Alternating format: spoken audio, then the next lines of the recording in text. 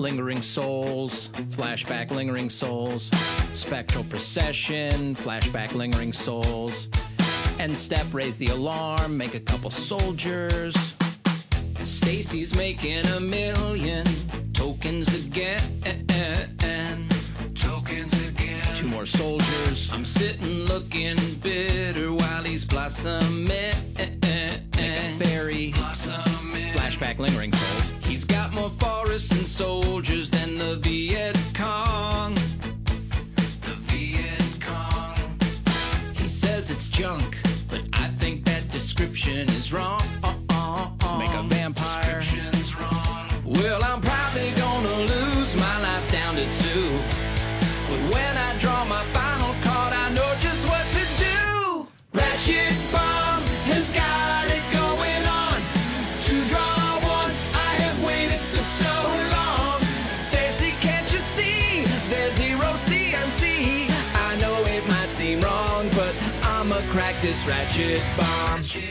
Hello and welcome to the latest bonus episode of The Dive Down, a Magic the Gathering podcast for the casual spike, focused on the latest decks, trends, strategies, and YouTubers in Modern and Pioneer and beyond. My name is Stanislav here in Chicago, and with me on the line from the Commonwealth of Virginia... There's a Commonwealth, yeah. It's the one and only MTGRemy. Thank you for having me, Stan. Remy, I am so happy to have you. I'm happy to be here. This is so cool. I'm such a huge fan of your videos. My co-host and I, we sing along every day. Oh, that's great. We have like a private, the Dive Down Nation, we have a private Slack channel for our Patreon members. And whenever you put up a new song, it always gets pushed to the main channel. You're a hit within the community. So we're all really happy to have you here and excited to kind of pick your brain about magic, content production, and whatever else comes up. Well, that makes me really happy to hear. So yeah, no, I'm excited. Sweet. Every time we have one of these bonus interviews, one of the first things we like to do is a very brief lightning round that we call Inside the Grinders Studio. I love that. I was a big fan of James Lipton with the blue cards and the questionnaire. And yeah, I don't have blue cards. I'm going mostly from memory. But yeah, I got 5 questions for you. You can answer these in one word, or if you want to provide context, that's your business. I will not mute your mic. Okay. First question, what's your favorite Magic card? Oh, this one's easy. It is Brave the Elements. I like to play White Weenie in general, and that is like the versatile card that, if you want to, push through damage, if you want to do some sort of creative block, if you want to respond to like a removal spell, it does it all. Question 2. What's your least favorite Magic card? That is tougher, because I feel like that, and I don't know if you're the same, but I feel like that ebbs and flows with whatever you're just seeing in whatever format you happen to be playing. In general, it's probably something like Pyroclasm, like a Pyroclasm type effect. I'm usually playing like a white aggro deck, and that usually is just something that I'm not planning on having to deal with so early. And so probably something like that, I would say. Do you have a favorite Magic format? I play Standard most often, like, before the pandemic. And certainly for like the last 10 years, I've been playing Paper Standard, and that's what my local store has. And I wouldn't say that it's always my favorite format to play, but it just happens to be what I play because that's what everybody kind of shows up to play. I like Modern, and I have a Modern deck, but just something about the Standard crowd is just a fun crowd to be around. Speaking specifically to my store that I would play at. So that kind of just, since that is like in the hierarchy of Magic needs, like the social thing, is that box is checked, and that's Standard. Okay, yeah, I'll play Standard. Yeah, I'll force White Weenie in Standard or some weird Johnny deck. I will frequently say that the gathering is the best part of Magic, so I can totally understand what you mean with just like being drawn to the community, perhaps foremost. I'm assuming you would be either Pioneer or Modern as favorite. Modern for sure. And then Pioneer is kind of like my next favorite non-rotating format. But, I got my EDH group. I love a pre-release when those come around. But I have an affinity for, like, the modern format. I've been playing it long enough that I kind of know it like the back of my hand. So there's a lot of shorthand. Here's a question, not to slow down the lightning, because I know that implies like a fast pace, but I'm curious because I want to get into playing EDH some. And one of the things that has prevented me from kind of wanting to do it before is like, it feels like it's so different from like constructed Magic that maybe I wouldn't necessarily have the same. It wouldn't appeal to me in the same way. Is your group like overly competitive? Is it mostly social? Is it a little bit of both?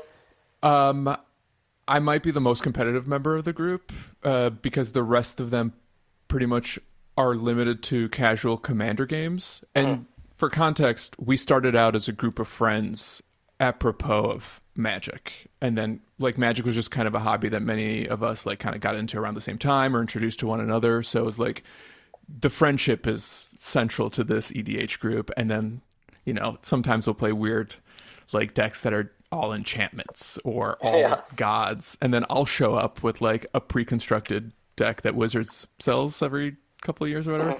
And I'll just inject it with a bunch of my overpowered modern cards and then make my friends mad at me.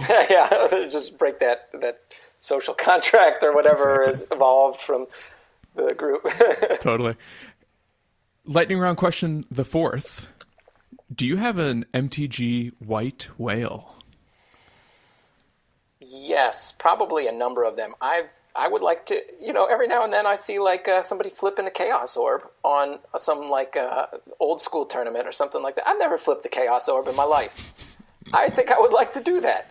I think I would like to practice, at home with something far less valuable and play old school. And, maybe get to do that. I've never owned something in the Power 9, even back in the day when they weren't as expensive as they are now. But I think I would settle for just a Chaos Orb, even for a little while, even if I owned it for like a couple years and sold it for, probably the same price I paid for it. And when you say flip a Chaos Orb, you literally mean that. Like whenever anyone drops a Chaos Orb onto the board, which is a card, the rules text actually tells you to throw it onto other cards and see what it touches. Like, everyone actually does that. They try to flip it like a little coin. Love that. I'm just going to... It just looks fun. It is so unique, Final question. Do you have a favorite piece of Magic slang? That is tough. That is tougher. I think I would go with... interaction. I don't know if that counts as slang, but people talk about interaction or something interacting with something, and that one of all the Magic terminology, if that counts as Magic terminology, has snuck into my everyday speak. I'll allow it. Where I think I've caught myself talking to my kids and say, no, don't interact with it, or something like that. It's like, that's an awkward way of saying that, but so be it. I love that. So before we get into kind of perhaps the thing that people know you best for, I want to get to know you a little bit more on a personal level. When was the first time you heard about Magic the Gathering? It was the fall of 1994, and my friends were playing Magic the Gathering. This is like school had started, and my friends were playing this game, and I was not into it, and it just seemed like something I would not like, and I think I was like making fun of them for like being so into this game, and this is back in the day when we had sleepovers. You'd have like, oh, it's the weekend, let's go to your, whose house, whose mom's hosting the sleepover, and they were playing the game, and not only did I like get into it, then I became like the person who was like most into it. And I was just like, when I was a kid, I was kind of into baseball cards and comic books, and I think at one point I even got those Marvel Masterpiece cards. I don't know if you ever heard about those, but it was kind of like a fad, maybe like 93. So my brother growing up, in the 90s collected Marvel, especially X-Men trading cards. Yeah. It was not a game. It was like basically baseball cards, but with Marvel characters on them. Yeah, I think it was that. Okay. I think it was that. Because that's basically what it was. And I don't even remember. On the back, it would have like I don't know how you quantify Wolverine's stats, but it was like, it had like some sort of thing, and the art was like nice. There was nice stock, but it was then. It was November '94, and that was not a unique. Like a lot of people. I don't know if there was anybody who was like it's school at that point that like hadn't heard at least that people were kind of getting into it. I don't know when did you get into Magic? Oh man, so I first got introduced to it. I want to say in like 7th or 8th grade, which was right around 2000, 2001. Mm-hmm. Maybe even before that. The earliest set that I remember was Invasion Block. But then I took a long hiatus, in high school, just because I had no money, and I wasn't particularly good at it. And then years later, when I was in my 20s and I had a job, a buddy of mine decided to go buy some intro decks from the local comic book store on a total whim. Uh-huh. And then we spent the rest of the afternoon playing with these intro decks in the park, and it snowballed from there. Like, within a week, I'd probably spent $100 on cards on Craigslist and booster packs. You don't quit, It's like you just it's like Facebook where you just deactivate, right? And you'll be back. Exactly. You never quit. That's kind of similar to how my experience has been, because we played for I think like a year or so. This was when I was a freshman in high school. Mm-hmm. in 1994, and I think we played for a year into sophomore year, but then stopped, and then periodically that's what we would do. We would get like the starter decks for whatever the new set was every few years, and then we'd be into it for a little while, and then not, and then but when I got back into it in like 2010, I think 2008, somewhere around then, that's when I discovered tournament Magic. And then I haven't had a hiatus since. I mean, I've had like semi-hiatuses in the sense that we've had children, and that is like not as much time for Magic the Gathering. Right.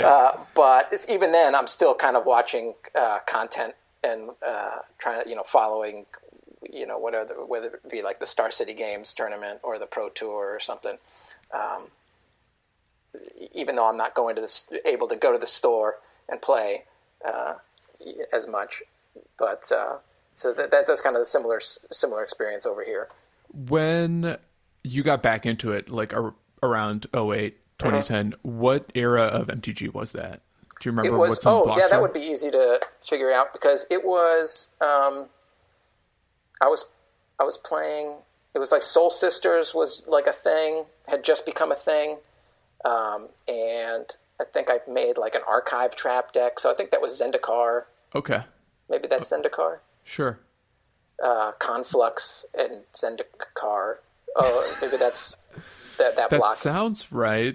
And I think the first set that came out maybe was Rise of the Eldrazi when I was into Tournament Magic. I think that was the first time they were previewing cards, maybe.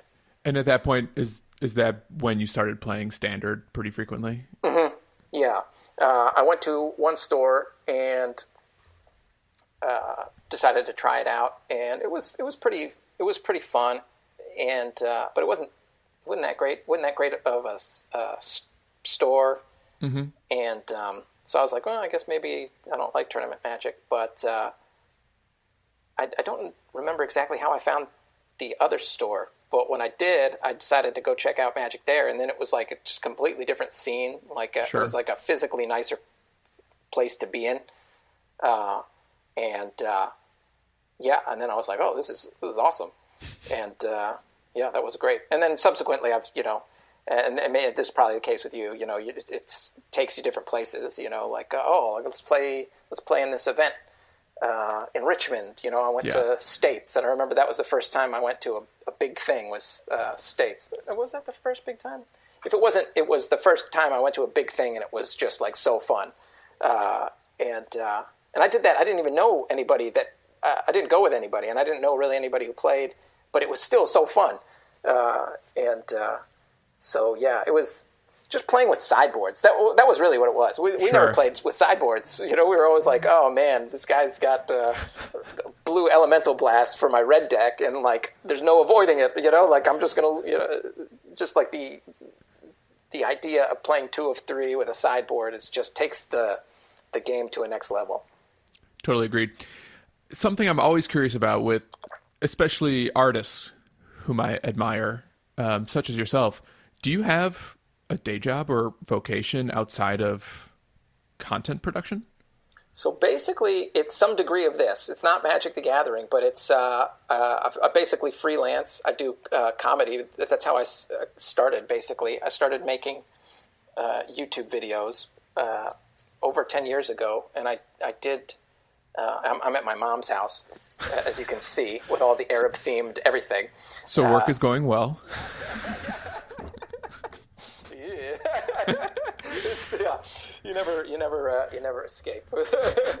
I made songs about Lebanese food and Middle Eastern, growing up in a Middle Eastern house, and those kind of like took off in those circles. And I've gotten to do like live performances at colleges to like Middle Eastern student associations, and to this day, with pre-pandemic, got to do like private events and stuff like that, and that's kind of largely what I've done. I don't upload on stuff of that nature really anymore, but every now and then, if I get particularly inspired, I'll do so. But as a result, this pandemic, I had a lot of extra spare time, and For sure. thought this is something that I've always kind of wanted to do. And I thought about doing it before, but never really got going. But this just seemed like the perfect time. I mean, like, it's a tough time. It's a tough time Yes. right now. So, And you know what? We need the levity. And I think your content, your videos and sketches provide a lot of that. So I'm glad that you say that, because that's what I'm trying to do. And it's honestly, it's not a selfless endeavor. I have a lot of fun doing it. So I'm literally just having a blast doing it. I want to dive more into your music and YouTube videos, but let's play a quick sketch. This is one of my favorite MTGRemy sketches. It's about Imperious Great Worm. Well, it looks like their only attacker is an impervious great worm. Elite Vanguard, block! You want me to block a 16/16 great worm? I mean, they're tapped out. We'll win on the swingback. Oh, good. Well, you'll have to tell me about it when you reassemble me. So overdramatic. Am I, Todd? It's a 16/16 great worm. I mean, how am I even supposed to block something like this? You just plant your feet. Oh, I didn't realize this was basketball. Thank you very much, Coach Jackson. Look, Vanguard, we have victory staring right at us. All we need to do is chump block and... Wait, what block? Martyr block? Hero block. So there you have it. Can you tell me, how did you write that sketch, and how does that relate to maybe your creative process in general for the sketches, not necessarily the music videos? So with the sketches, basically, a lot of times I'm just trying to do something that will be fun. And the most recent sketch that I did was actually a great example of it, because I was working on something that I wanted to do, and it just wasn't good enough. This was Monday night, basically Monday night. No, Tuesday night. This was Tuesday, and I scrapped the video I was doing. I was like, okay, this is just terrible. I need to do something else. And so I decided I was going to do something about Blood Chief's Thirst, because I thought that's like a funny thing. Like, you could do something with that. So I was like, all right, Wednesday morning, I've been uploading my videos on Wednesdays. And I was like, tomorrow morning, I'm going to wake up, and I'm just going to have fun with this thing. And it'll be a fun morning. And whatever happens, happens. And so basically that's what I did. And as a result, I just had like a really fun morning. It was a lot of fun. I was up late. I was watching the baseball game. The World Series was on, and I sent the clip to some guy who animates clips. I cut up the art from Blood Chief's Thirst. I was like, can you animate this? At some point in the next 12 hours would be great. And sure enough, so I woke up, I had the animation, had fun with the characters and put it together. It was just fun. So the sketches, I'm just trying to just entertain. I'm just trying to have fun with it. I guess that's the short answer, long answer to a short question. So it kind of sounds like for those, the ideation to completion is like maybe a day or two. Yeah, and I think some of them vary. Like some of them have more of a script. I'm trying to think. The one that I think I put the most time into was I did this thing where it was this Djinn who it was left out of Arabian Nights, and his brother is Juzum Djinn, and he like really is up. He's like trying to pretend like he's not upset, but he is upset. But that one I actually like. I took a while to write it, and I actually rehearsed it so I could try to do it in one take.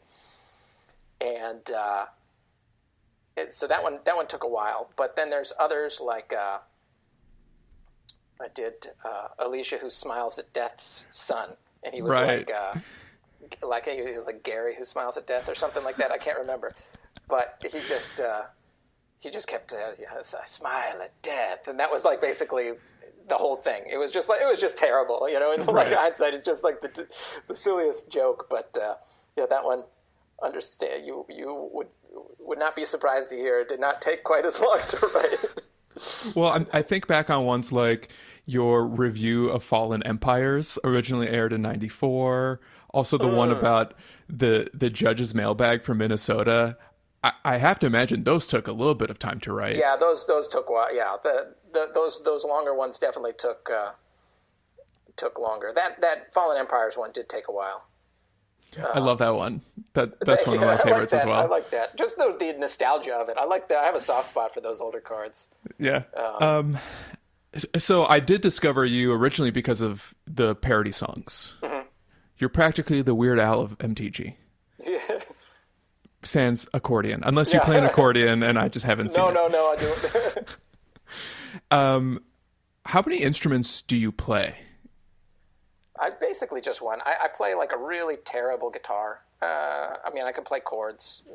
I like country music, so I play some country songs. But for these parody songs that I've been doing on my channel, I've have a friend of mine, Ben, who is a musician, and I've been hiring working with him to create these custom tracks for these songs, and I really like how they turn out. And it's also great because then you can structure the song any way you want. If you want it to have a certain vibe in one direction, if you want to take the last song that I had on the channel was a spoof of Down Under by Men at Work. Right. It's like playing from cards from the graveyard, and that's the land down under. But the little musical interludes in between the verses are longer in the original. I was like, well, I don't really have jokes for these parts. I was like, Ben, do you think we could maybe cut from 8 beats? Can we make these 4? And he's a lot more talented than I am, so I was like, yeah, I could do that. And so that having that flexibility is great. How long is the average creative life cycle of one of the songs from the idea to delivery? Basically, I'm struggling the whole month to try to get. I'm trying to do like and you touched upon this. I thought. Basically, so it's like a monthly song, and that's basically where I'm at. I'm trying to do like a song a month, like every 4 weeks or so, and I'm basically trying to do that right now. So right now I'm working on what might be, I'm supposed to do, in my mind, a sketch for next week, but I'm trying to get the song that I was doing for the following week to move it up for Wednesday, because I think it would be fun to have a Wednesday song, especially with like election days on Tuesdays. So like, yes, it would be nice to just, but I don't know if I'm going to be able to get all the props in time. And I have like the second verse that I haven't written, but it's like not good. So maybe people are going to be listening to this and they're going to see this song and be like, he didn't really write it. That's the second verse that he was talking about. It's lackluster. Well, I'm thinking of putting this interview out on election day, because I think we're going to need a distraction. Oh, yeah. That's perfect. Yeah. Well, tomorrow's video is completely written and was perfect a week ago. Do you feel like the game or the cards or there's anything that is particularly ripe for parody, or was it just like, I love Magic, I want to start incorporating this into my creative output? It's the latter. I mean, it's the latter. It's like, it's just the stuff that you enjoy. And that's kind of like, I like hummus. And I was like, I like to make a song about hummus. And I like doing this thing. And it's just like, that's the fun thing about the internet. And unfortunately, nowadays, there's some negatives to the internet too. But it's cool. It's like, you like Pioneer and Modern and Magic the Gathering, and look at the tools that we have at our hands. I mean, we're talking here on this video call, just firing it up, click of a button. We never met before. We get to know each other now, and face to face. It's so cool, and I feel like that's the same thing that can happen with any sort of creative urge that you have. Whether it's all these people selling masks on Etsy. Boy, they really did us like a favor, like the store was out of masks, but like all these people, and I got like I have a houndstooth mask. I was like, oh, that's cool. I got it in like February, like even though it was like the peak of all the stores being out of stuff, there's all these people kind of taking their creative outlets and taking advantage of all this technology and stuff. It's really cool. Has it like... Because you make other videos too, right? Your one MTG sketch a week is not the only sketch you put out per week, and you have at least one other YouTube channel that I've found. Yeah, I have my own channel. I have two personal channels. I have my channel where I do the Arab themed stuff and some other assorted like rap videos. I moved to a town here in Virginia a number of years ago, Arlington, Virginia, and I made a rap video about Arlington, Virginia. I don't live there anymore. This was pre-kids, and so now we're out in the burbs. And then I had just that one channel until I made the MTGRemy channel. But I'll still do some freelance stuff, and I acted in a sitcom, like a international sitcom. Called Brown Nation, and it's on Netflix. What? Yeah. So I was a character in this sitcom. I played, and I never auditioned for it because I had my Arab themed, videos, and the director had this character who was basically like this Arab, kind of like Arab businessman with like these zany business ideas. And he was like, yeah, just do it like that. And I was like, okay. Wow. So now you went from YouTube to offer only. But I mean, that was just a one-off, but it's just like, even that's kind of like freelance. Sure. It's just what do they call it? The gig economy. It's the gig economy. What's Reason TV? Because that was one of the other places I found you on YouTube. Yeah, so one of the places that I'll do freelance work for is Reason TV, and basically that started with, so in 2007, there was a Democratic debate for the South Carolina presidential primary, and it was YouTube questions. So I submitted a question, and it got on air in the actual presidential debate, and they offered it to, I don't know if you've heard this guy, but they asked the question to this Senator Joe Biden. Huh. Very relevant. Rings a bell. Very, very relevant now.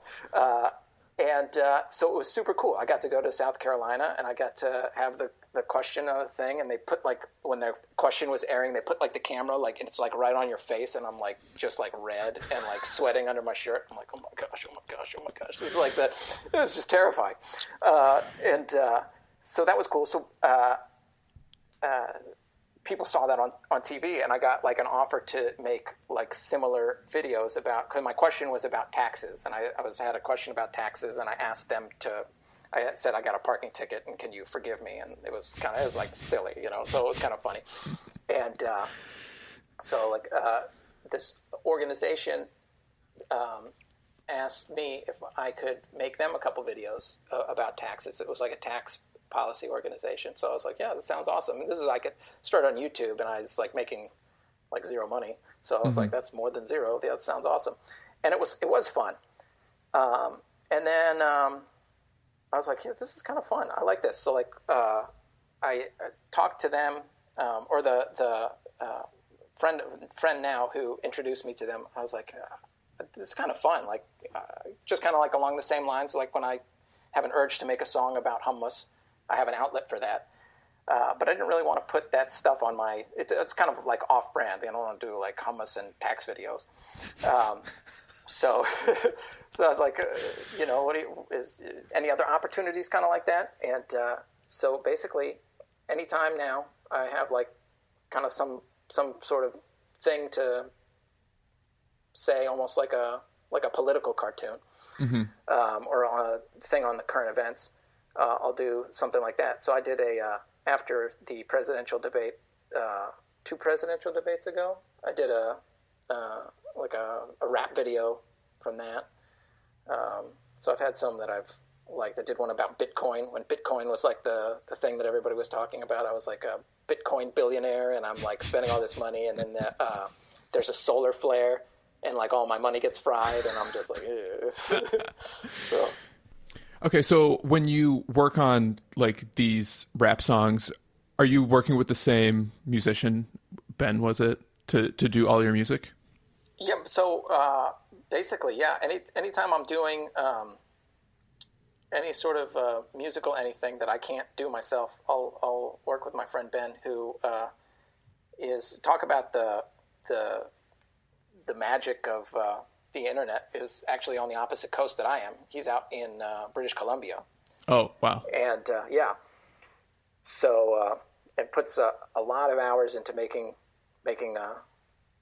all the songs, including the Land Down Under, because you know, a lot of these songs you don't really appreciate how many instruments are going into it. But there's, like, you know, there's, like, a flute, and there's, like, it's a rock song, but there's also these other things. So working all that out, but it's just I try to do justice to the music with the lyrics. Do you have a team of collaborators beyond that? Because I'm assuming you film yourself. Yeah, safe assumption. So, yeah, I've been filming myself, and then for the writing, I write them myself. That's, to me, the most fun part, is the coming up with the jokes and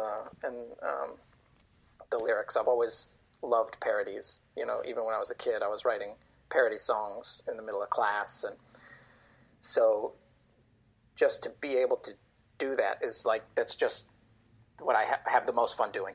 Yeah. What about the editing?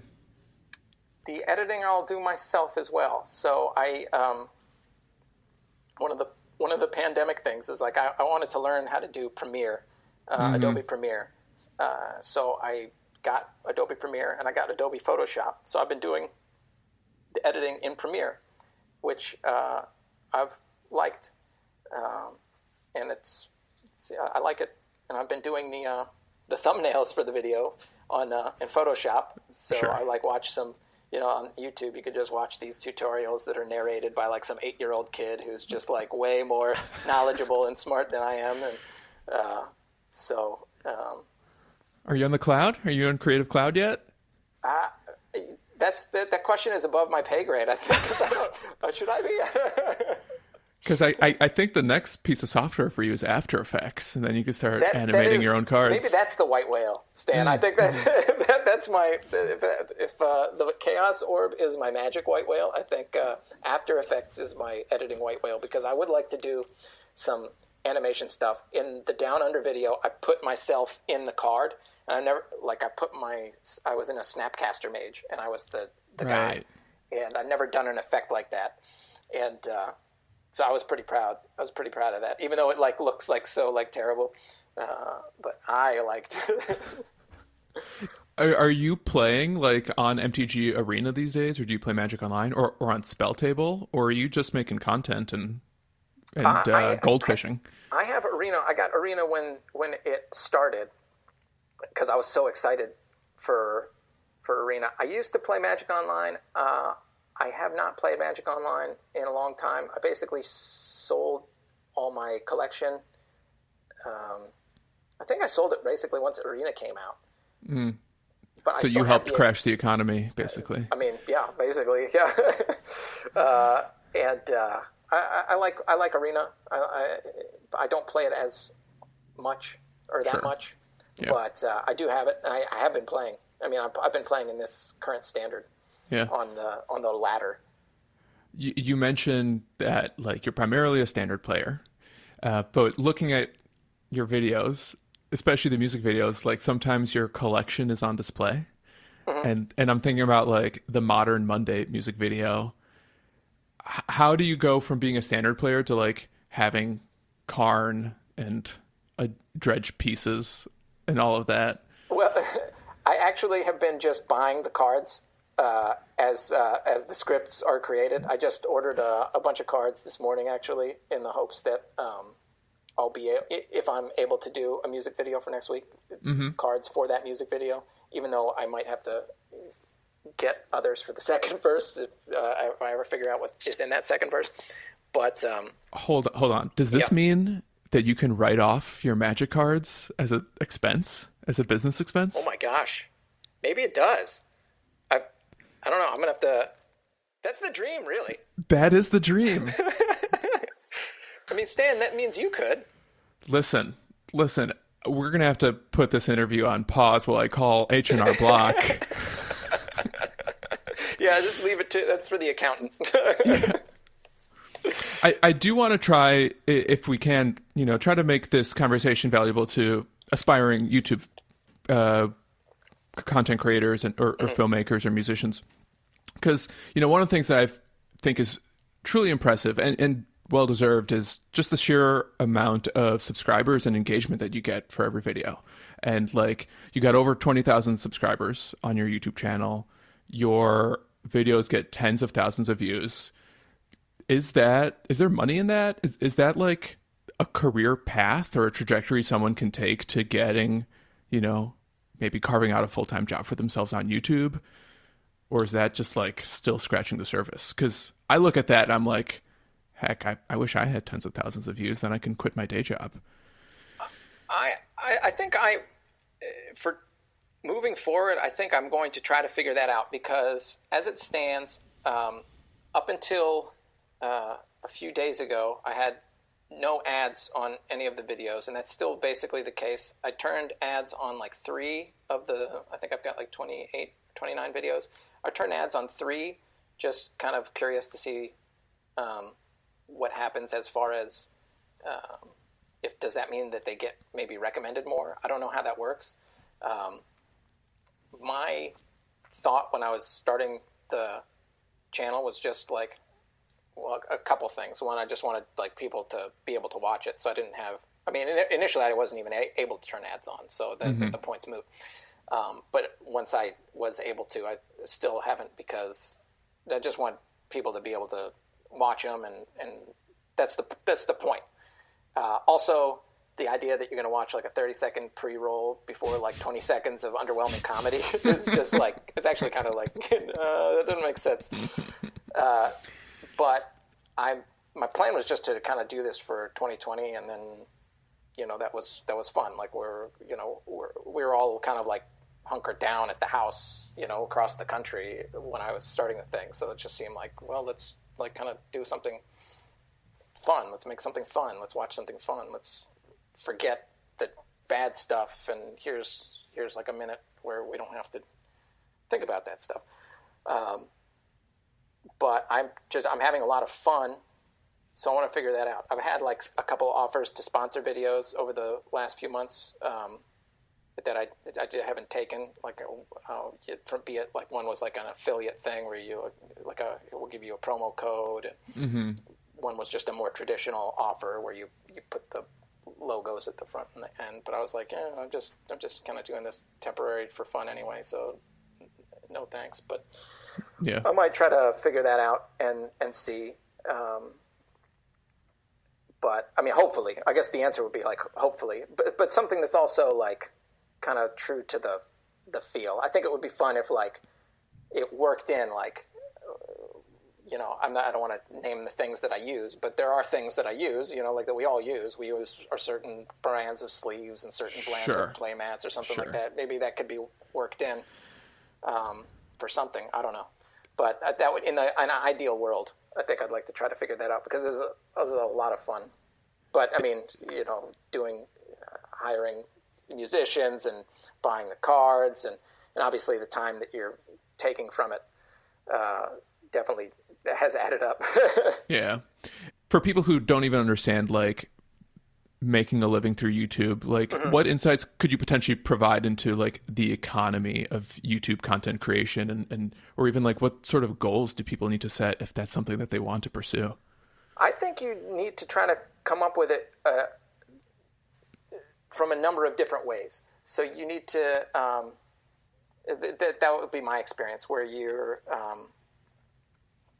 doing, I think like some people get so many views that they're probably making a living just on the views or something like that. But I think you have to do it a number of ways. You got to do it like that. You got to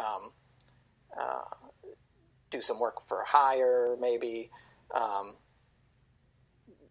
You can do live stuff, live performances. If this is musical, so like I'm just talking like depends on what it is you do.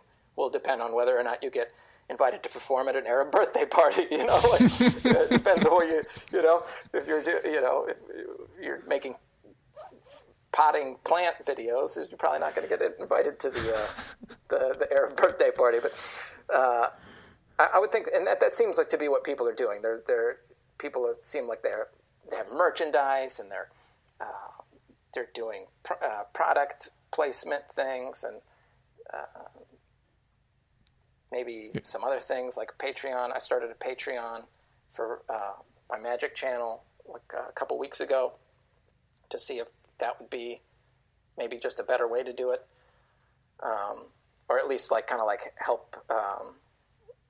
At the very least, offset some of the costs and like that. But I think whatever it is, it's I think you can probably take it from a few angles and not just rely on one thing, whether that's ad revenue or something like that, because it's just I feel like that's just a lot of views to make, like because the ad, for all the technology that has gone into tracking people and chasing them with ads, the payouts are just they're really not a lot.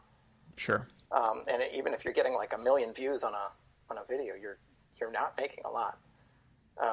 But maybe you could, that if you worked an ad of your own into that could be something. And that's something that I think actually what would kind of be interesting, because I've been kind of wondering myself, like from the Magic perspective, like what if a Magic content creator, and I mean, judging by some of the offers that I've heard or received from a Magic site, there's not something you could make a living from. Sure. And I mean, obviously it's happening. We know that there are people that are making a living doing Magic content creation, but we also know people who just drop out from it and move on to something else, and presumably they would stay in Magic if that seemed like a thing. So it could be something fun just to maybe just take notes as we go through it, and then just I don't know. I'm excited to plug your Patreon. We'll have a link to it in the show notes of this episode. It's not worth it. It's not worth it, folks. Listen, if you want to throw your money away, Remy's Patreon is out there. Yeah. Oh, man. What do you think about the state of Magic in 2020? Because, it's been a tumultuous year. Mm-hmm. Not just because of COVID, but like, and I guess I'm not sure how much attention you pay to like the community and sort of the voices on Twitter, but like, there's a lot of good, but sometimes there's bad and outrage. And is that something that ever makes it to your radar or impacts you as a player or even a content creator? Well, I have in recent weeks taken a break from social media. I was checking it, I think, way too often, and it was honestly, it was just kind of bringing me down. Mm-hmm. And I'll be honest with you, it's like a nice little break. There's a lot that answer is yes. I do follow the things, and I know the whatever the things that are the controversies and everything like that. But I don't know. I can't get worked up about most of it. I'll be honest with you. I'm curious to hear what your thoughts are on it, because I don't know. I think maybe part of it's like having started playing back in like when Magic comparatively just was not as good as it is now. It's sure. Like much better than it used to be. Like Fallen Empires was like innovation to us. And like, I don't want to sound like an old man, like, oh, when I was a boy, we had Fallen Empires and we walked uphill both ways to the LGS. but it's just better, And it's, so I can't get, obviously there are things that are not perfect. So I get people's points whatever it is. But I don't know. I just am really grateful for just new standards that even kind of interesting, Mm-hmm. What are your thoughts, especially this year where it seems like lots of things are getting like banned, and the formats are, I don't know, getting solved? Yeah, I mean, we definitely talk about 2020 Magic as kind of a force beyond ourselves a lot on the podcast. One of the nice things about being primarily focused on like a handful of formats is it lets us ignore some of the other noise. So like, I try to pay attention to the discourse just to be engaged with the community, see what people care about. And right now that's Commander Legends spoiler season, and this card got spoiled. It kind of looks like Black Lotus, but you can only use it to spend mana on commanders. Yeah, I mean, it's exactly what it sounds like. It's a 0 mana rock, tap, sack it, produce 3. You can only use the mana for your commander. And people are upset, and there's a lot of hyperbole. There's a lot of advocacy, and like some people saying like, actually, this is great design for X, Y, and Z reasons. So especially in this year where we're all kind of hunkered down and like trying to navigate a million sources of external stress and like seeing tumult within a community that's supposed to be an escape can be taxing. And I can even envy you a little bit in your ability to take a social media break. I haven't been able to pull that trigger yet. But Modern for me, and focusing on Modern is kind of like an escape from that too. And surely even my favorite formats will sometimes get broken, and that can be challenging. But like the good times are sweeter because in some cases we survive those bad times. And like more often than not, at least in the formats that I care about, like the bans are welcome. Because it usually means that there's like light at the end of the tunnel. Yeah, I like new formats. It's like those guys who are doing like a roulette set roulette, and then they pick a format just based on like some random thing, and then it's like a new format for a week. Oh, that's kind of exciting, So when they ban something and it's like a new format, that's kind of fun. Modern always, I've played Modern a few times.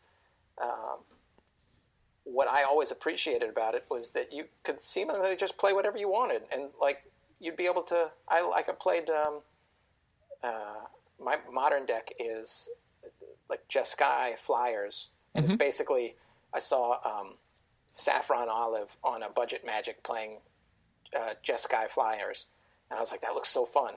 And I have like a lot of these cards. So I put it together, and it's so much fun. It's so much fun. And like, you know, I've had the instance that inspired the song Modern Monday. I had an experience like that with it, but I played like a side event and like when the Grand Prix was in town, and I went 4-0 with it against like, hey, you know, like, yeah, like that's like modern, you know, like you could show up with like this favorable wins deck and still, you know, sometimes, not all the time. Spike a tournament every now and then. Yeah. You mentioned Fallen Empires. I want to play a snippet from your Fallen Empires review sketch, just because it's one of my favorite Remy videos, and I think it does a nice job of kind of highlighting what you're talking about in terms of the quality of Magic now versus some of the shenanigans that were being released back then. So this is the Fallen Empire set review, originally aired in 1994. Hey there, Magic fans! Today is November 1st, 1994, and you know what that means. It's the release of Fallen Empires, the latest expansion for Magic the Gathering. Now, I've had a chance to look at these cards, and let me tell you, this will go down in history as the greatest expansion ever printed. So let's crack open some boosters and have a look at some of those cards that'll have your opponents crumbling like the roof of the kingdom. Starting in black, where the bomb rare is Ebon Praetor, a 5/5 for 6, and let's just take a look at the text box, a beautiful design. So you get a -2/-2 counter every turn, sacrifice a creature during your upkeep, and you can remove one of the -2/-2 counters unless, of course, the creature sacrificed to Ebon Praetor happened to be a Thrall, in which case you can also put a +1/+0 counter on Ebon Praetor with the stipulation that only one creature, Thrall or otherwise, may be sacrificed to Ebon Praetor during the upkeep. Okay, so pretty straightforward effect here. Can't wait to introduce some opponents to this card. Speaking of great design, Wizards has printed plenty of Thralls to support it, including Armor Thrall, seen here at what appears to be a Saudi consulate. Sacrifice it, put a +1/+2 counter on target creature. So with Fallen Empires, you can get to these really fun situations where you're adding a +1/+2 counter, a -2/-2 counter, a +1/+0 counter, all to the same creature. Tons of fun. Moving on to white, which will always be wholesome, just like Aunt Becky. White is the most powerful color in Fallen Empires for one reason only. Say it with me now, banding. You asked for it and Wizards delivered. Tons of new cards with banding. Chief among them, Acacian Infantry, depicted here trying to determine who farted. Also in white, Acacian Skirmishers, an aggressively costed 1/1 for 4. Probably should be a CMC5 with stats like that. Acacian Skirmishers looking like the most overpowered card since Curd Ape. What inspired that video? Do you remember the creative process for that one? I just thought it would be funny to, you know, make something that looked like it was a VHS cassette, and it was just making all these like predictions, because that's how we like felt, you know, when it was like, oh man, like even with like Homelands, when Homelands came out, like Baron Sengir was like the card, and you were just like, oh man, you got Baron Sengir, and there's just all these things that we used to think about the game that were just so wrong.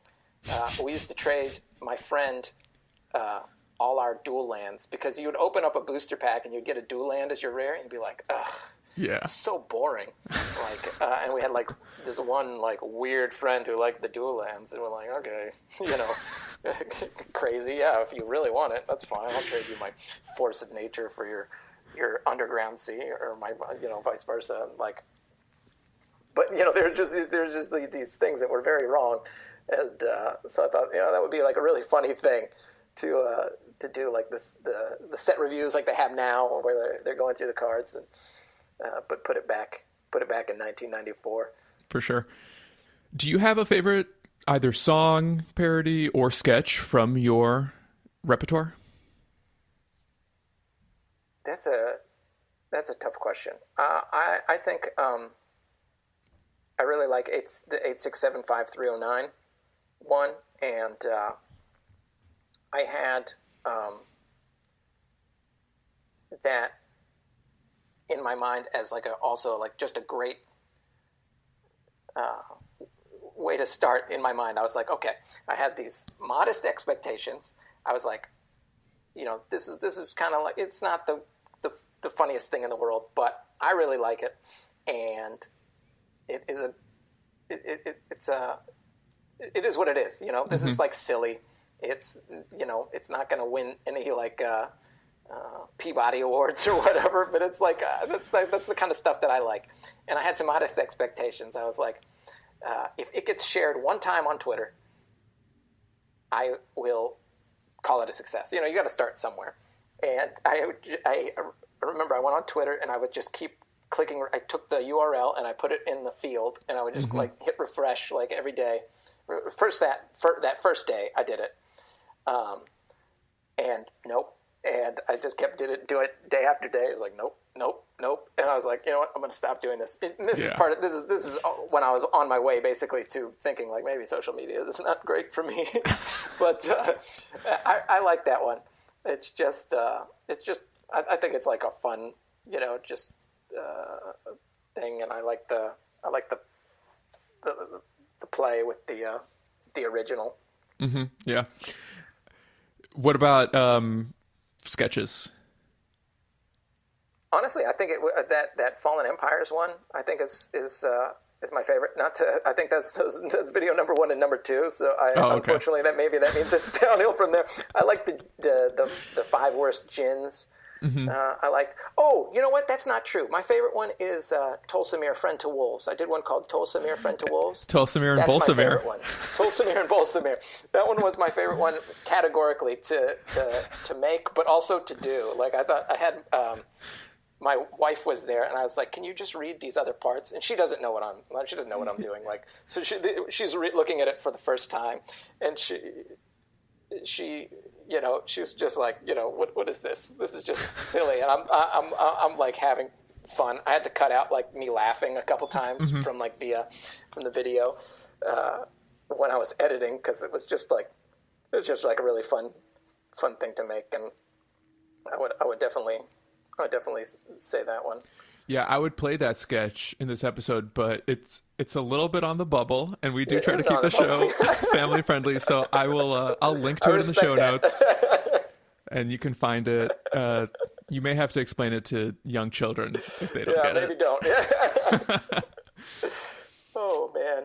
So I'm sorry if I'm interrupting the line of questioning, but because I'm really curious about this. How badly are you missing paper Magic? Oh my God. So badly. So here's what I'll say. Mm-hmm. I really believe it when I said earlier that the Gathering is like the best part. Mm-hmm. And there's countless people that I pretty much don't see anymore because I would only ever see them at the local game store. And in Chicago, we have an awesome community of players, many of whom have become my friends. Some of whom even got invited to my wedding. And I like literally met them playing Magic at the LGS. That's awesome. So that sucks. Having the podcast and like making it with 2 of my best friends is a great way of keeping myself engaged and kind of reminding me that like at its heart, Magic is an amazing game. I don't think it's a great video game. Like if Magic was only ever digital, if it was Hearthstone, I don't think I would be nearly as interested or engaged. It's better than Hearthstone, I think. Yeah. Kind of on a fundamental level in design, in my personal opinion, and how I choose to spend my time. But like, listen, if there's a safe vaccine, I'm in line to get that. In part because like, I can't wait to go back to the LGS. I still, try to support it. Fortunately, our local game stores have stayed open. I know a lot have had to close. So I still buy cards. I've been playing Spell Table. We have like every other week, the Dive Down Nation, the patrons in our community, we have a modern FNM. So we still get to shuffle cards on camera. And that has been amazing. And likewise, we've been doing some Spell Table Commander games with my friend group. So I have found ways to shuffle cards again because the physicality of it is a big draw for me. But I don't know, like I would hate if I never get to go back to the local game store. That might put an end to my relationship with Magic more so than like, some people will be like, oh, this card, I'm quitting Magic. I can't deal with this anymore. That never affects me as much as just kind of like the lack of social engagement. Yeah.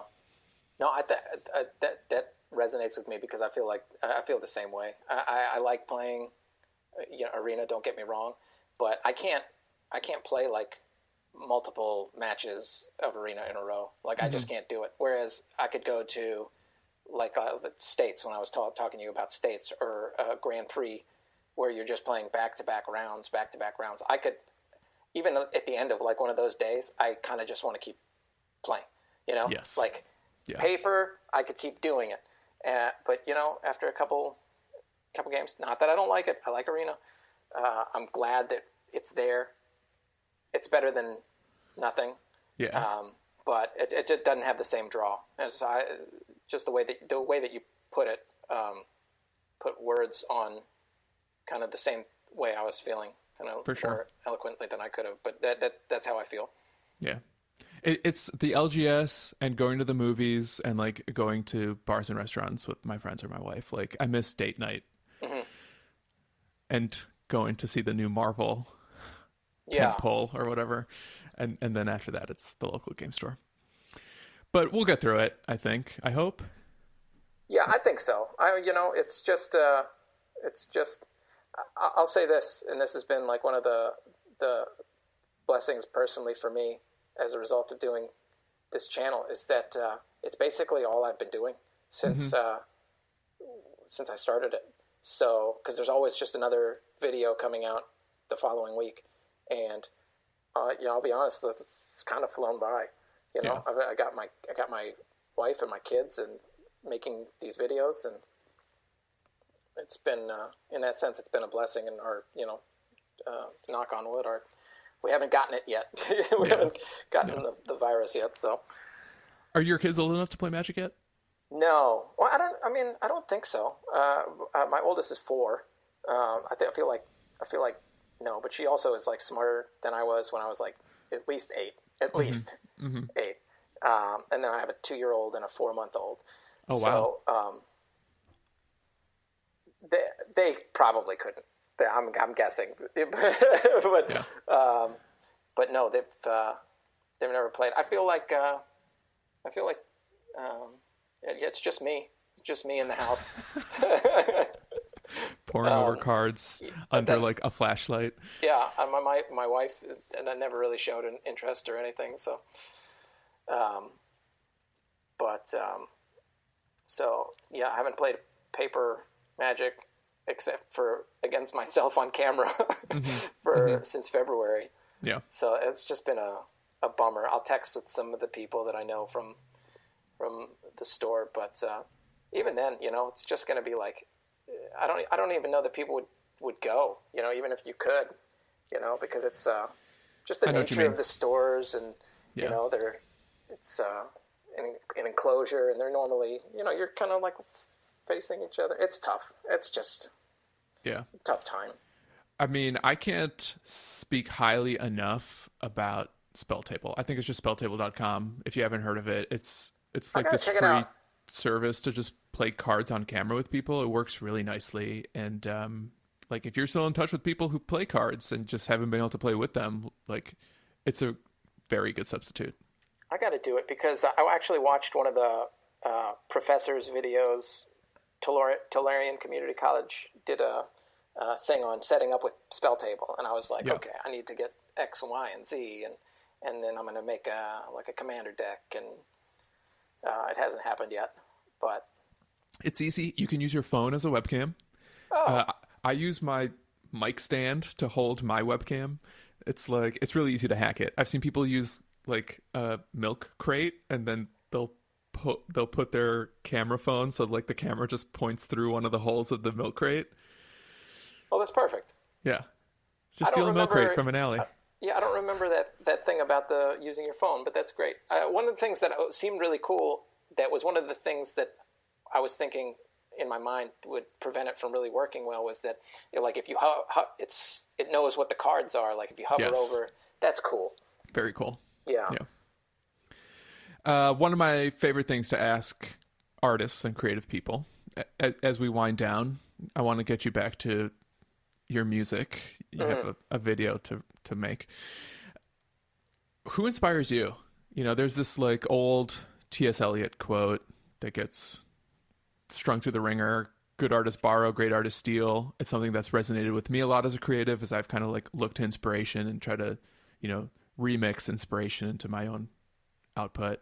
Do you have anyone like that where it's just like you saw someone produce something and you're like, I can do that, I'm going to try to do that and just apply my voice to it? Well, growing up, I always loved comedy in general, and I loved musical comedy. I love Weird Al, and I don't even know that I would even have ever thought about parody songs if somebody else hadn't been making parody songs, One of the things I remember when I was a kid was watching, I think it was maybe if it wasn't the Bob Hope special, it was something like that. It was like the Desert Storm. It must have been like 1991 thing with the troops, and they did this song about where they were making fun of Saddam Hussein, and it was Christmas time, I think, because they did like a Rudolph the Red-Nosed Reindeer parody and they were making fun of Saddam Hussein. And I remember watching that, and I was like, that's kind of funny, but I was like, I think I could write a better one. So I got like a piece of paper out, and I wrote a remake. I did the second draft of it, and I thought it was funnier.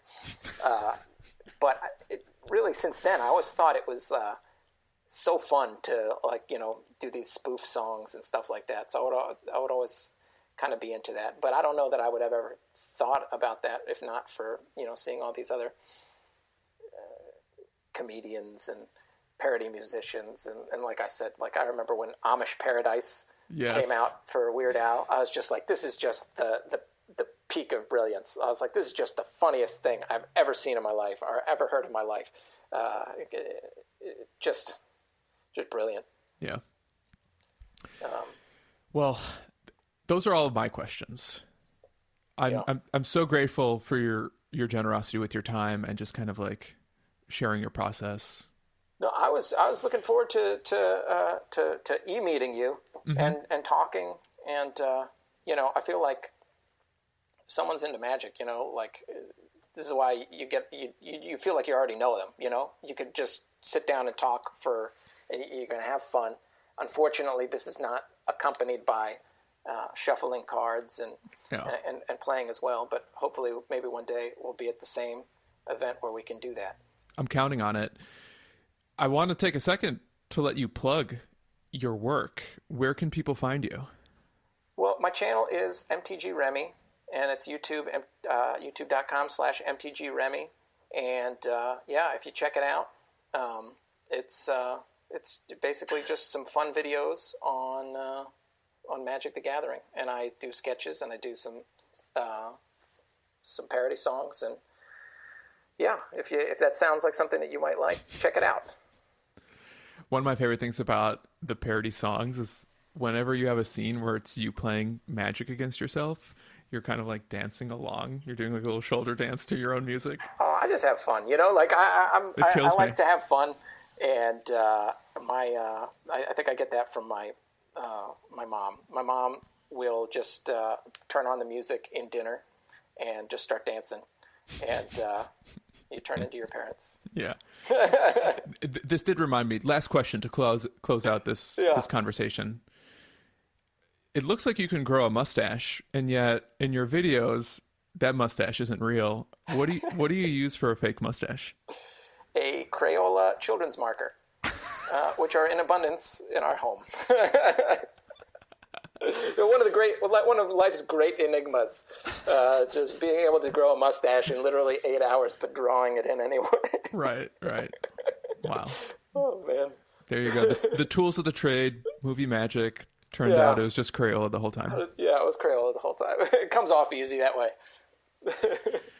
All right, Remy, thanks again. Really, this was so much fun. I'm excited to share this with our listeners, and I'm excited for all of your future sketches, your songs.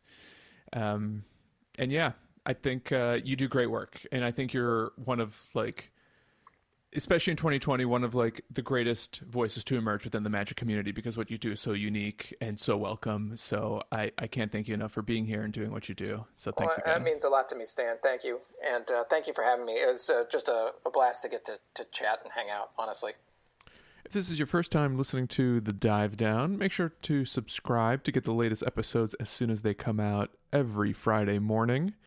You can find us wherever you enjoy podcasts, be it YouTube, Stitcher, Spotify, the Apple Podcast app. Speaking of Apple Podcasts, please consider leaving us a rating and review if you enjoy the show. If you'd like to submit a question to the podcast or pick our brain on something in Modern, Pioneer, or Magic in general, you can tweet us at thedivedown, all one word, or email thedivedown@gmail.com. If you'd like to support the show, you can join our Patreon. Find that over at patreon.com/thedivedown. Join our Slack channel, participate in our FNM spell table tournaments. Usually we play Modern. Also, shout out to manatraders.com for sponsoring the Dive Down. You can sign up for Mana Traders using promo code the Dive Down, all one word, and get 15% off your first 3 months of renting Magic Online cards.